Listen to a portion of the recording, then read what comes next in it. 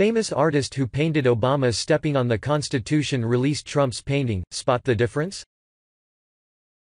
There is a famous artist from Provo, Utah who painted a very controversial piece of art of a depressed man sitting on a park bench. He is surrounded by all of the 43 presidents, and in the forefront, President Barack Obama with his back turned to him stepping on the United States Constitution. Now with the new American president, Donald Trump, he made a new painting, and what a contrast of difference from the other. In this painting, you see the American people, different races, background, professions surrounding the once depressed man who is now planting a tree, which could symbolize the tree of hope, and next to him is a woman and President Trump. The title is perfect of Trump's legacy. You are not forgotten, because that's what he promised to the American people, that he will fight for the average American middle class, and he will not forget them. His presidency of almost half a year has already shown his dedication to the people. Bringing jobs back to the people, getting rid of the dangerous Obamacare. Taking the fight to terrorism instead of paying them. This painting sums it all. Just like the painting of Obama. He said it himself that the Constitution has no meaning in his words. He has continuously ignored the laws of the Constitution, one of them being, bowing down to the enemies of the United States, which includes radical Islamists like ISIS, Taliban, North Korea and so on.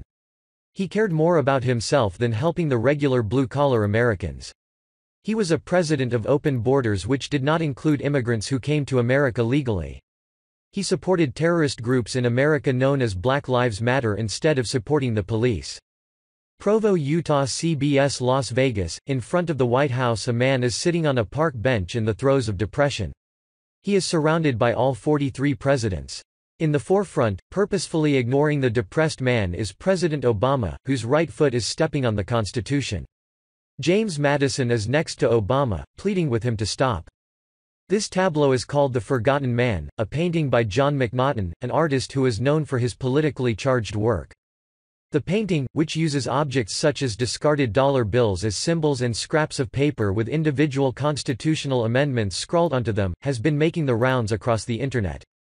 The painting was initially released in 2010 and has resurfaced, causing a stir when it appeared for a caption contest on MSNBC's Rachel Maddow's blog.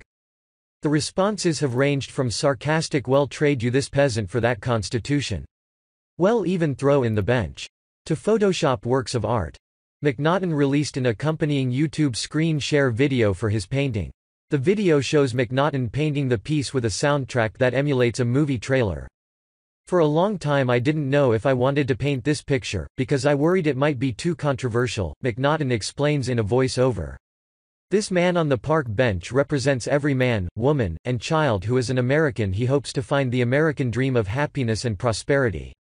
But now, because of unconstitutional acts imposed by the American people by our government, we stand on the precipice of disasters, he added.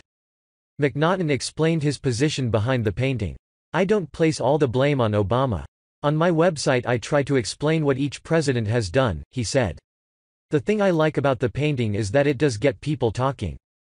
The painting has done well since it was released. It sold thousands," he told CBS Las Vegas.